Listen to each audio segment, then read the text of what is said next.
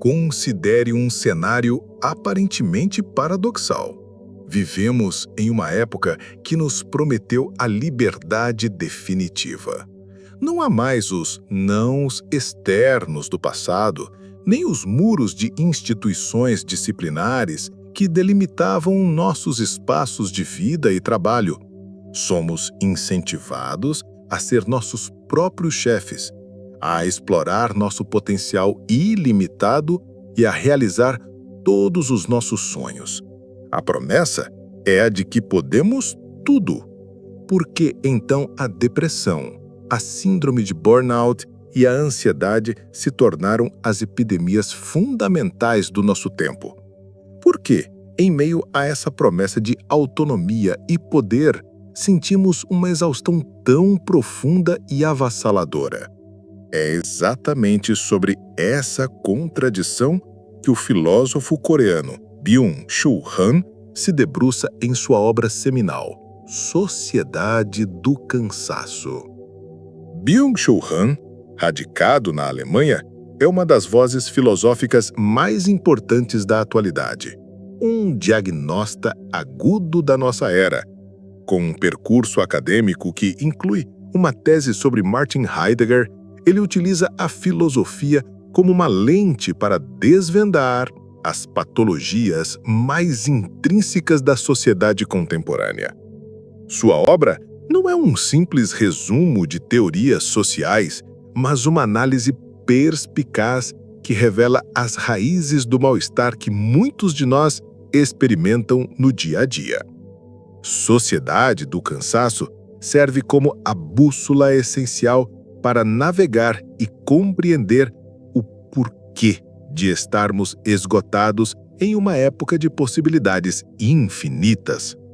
A tese central de Han postula uma transição fundamental na estrutura da sociedade. A era que vivemos não é mais a sociedade disciplinar de Michel Foucault, dominada pela negatividade da proibição, expresso pelo verbo modal dever.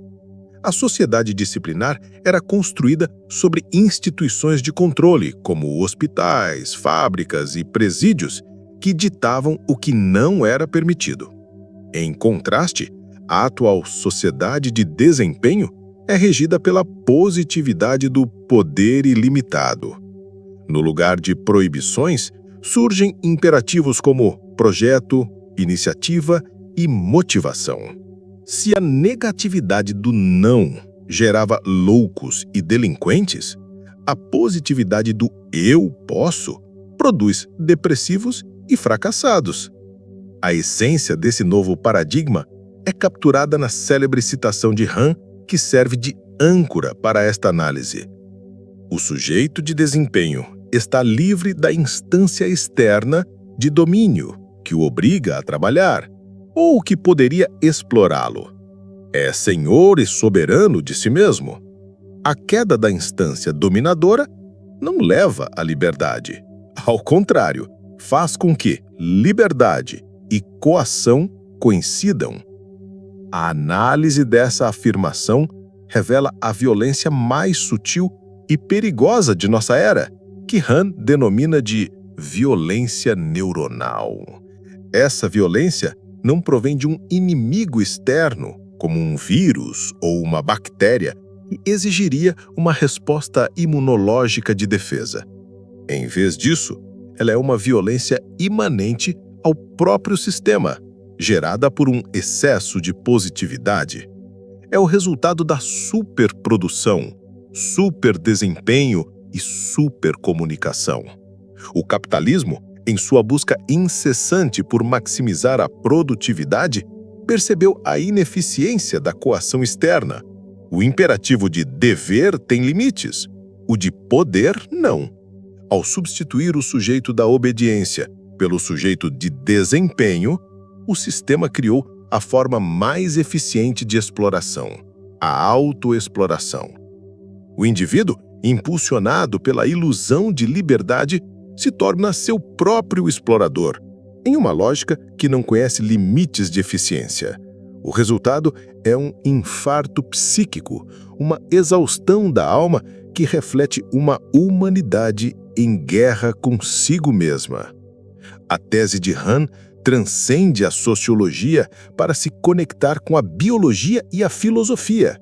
Ele argumenta que o paradigma imunológico, que se baseava na clara divisão entre dentro e fora, amigo e inimigo, ou próprio e estranho, é obsoleto na sociedade atual, marcada pelo desaparecimento da alteridade.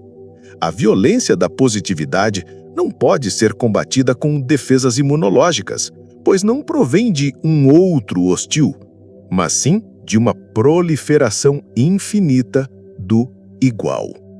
O diagnóstico de Han, portanto, não é uma simples extensão de Foucault, mas um novo e mais preciso olhar sobre a patologia do século XXI.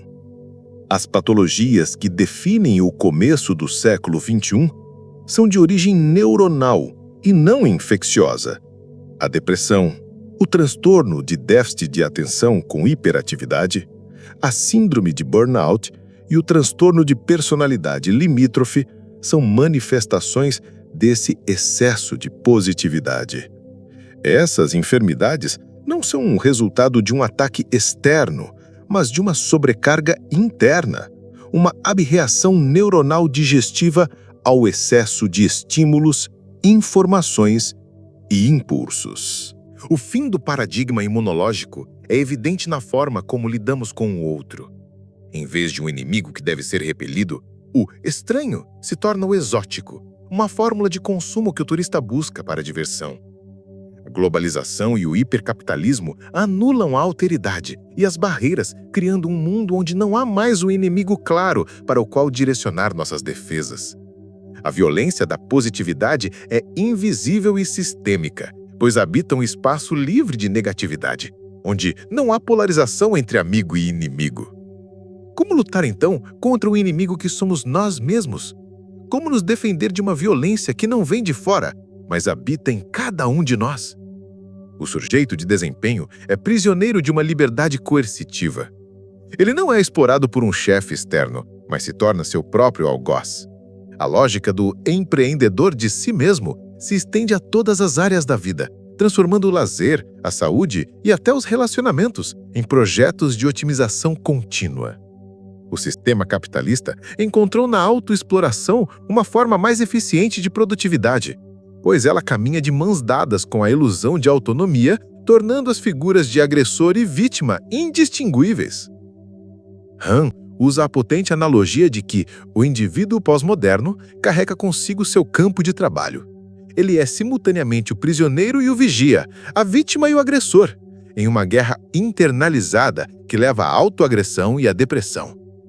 A crítica de Han se aprofunda ao revisitar a análise de Hannah Arendt sobre o animal laborans. Arendt via o homem trabalhador como um ser passivo, que perdia sua individualidade ao se fundir no processo anônimo do trabalho. Han contrapõe essa visão, argumentando que o animal laborans pós-moderno é hiperativo e hiperneurótico. Ele não abandona seu ego, mas se dilacera com ele, tornando-se mais vulnerável à violência neuronal. A exaustão que experimentam tantos jovens e profissionais de sucesso é o resultado direto desse paradoxo. Eles alcançaram o "você pode", mas descobriram que essa liberdade é, na verdade, uma armadilha que leva à solidão e a uma exaustão sem fim. Diante da histeria da hiperatividade, a solução de Han não é mais atividade, mas a reabilitação do não fazer e da vida contemplativa. Em uma sociedade que glorifica a produtividade, o tédio é visto como um defeito. No entanto, Han, citando Walter Benjamin, defende que o tédio profundo é um pássaro onírico que choca o ovo da experiência. A hiperatenção, comparada a de um animal selvagem, é dispersa e superficial, destruindo a capacidade de atenção profunda e contemplativa, que é a base para a criatividade e a virada real para o novo. A atividade pura, sem a negatividade da interrupção, apenas acelera o que já existe. O ápice da proposta de Han reside na distinção crucial entre dois tipos de cansaço. O cansaço solitário é o cansaço do esgotamento, que isola o indivíduo, destrói a comunicação e o cega para o outro. É o cansaço do eu, que se sente incapaz e fracassado. Por outro lado, o cansaço fundamental, inspirado em Peter Handke, é um cansaço que abre o eu para o mundo e para os outros. É um cansaço nós, que permite a proximidade sem parentesco, a criação de uma comunidade e a desaceleração. Ele desarma a alma, acalma a histeria da produtividade e possibilita a contemplação, a amizade e a admiração pelo mundo. A pedagogia do ver de Nietzsche, que Han revisita, é um chamado para aprender a não reagir imediatamente a um estímulo e a tomar o controle dos instintos inibitórios. O caminho para a cura, portanto, não é trabalhar menos, mas cultivar a pausa, a interrupção e o não fazer. É um ato de resistência contra a positivação totalitária do mundo. A pergunta desafiadora que emerge é: o que alguém faria se não precisasse provar nada para ninguém? A era do desempenho, que nos prometeu a liberdade, nos entregou a escravidão da autoexploração.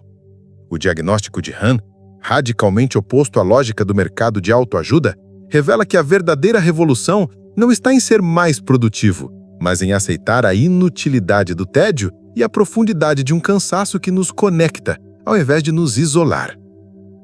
A proposta de Han não é um hack para otimizar o descanso e voltar a produzir, mas um chamado à reinvenção da própria vida, em oposição à lógica sistêmica que nos adoece. Ele concebe a religião imanente do cansaço como a única saída para nossa hiperatividade fatal. É a busca por um estado de ser que transcende a lógica da produção, onde a paz e a serenidade do cansaço fundamental nos permitem ver o mundo com novos olhos e estabelecer uma comunidade que não precisa de laços funcionais para existir. Esta é a visão final de Byung-Chul Han. A libertação não se encontra no excesso de poder, mas na serenidade do não fazer, na abertura para o mundo que o cansaço genuíno proporciona. É o invite para uma nova forma de existência. Como você lida com o imperativo de ser o melhor? Você já se permitiu um momento de cansaço fundamental longe da lógica da performance? Compartilhe suas reflexões nos comentários e vamos construir juntos essa comunidade de cansados.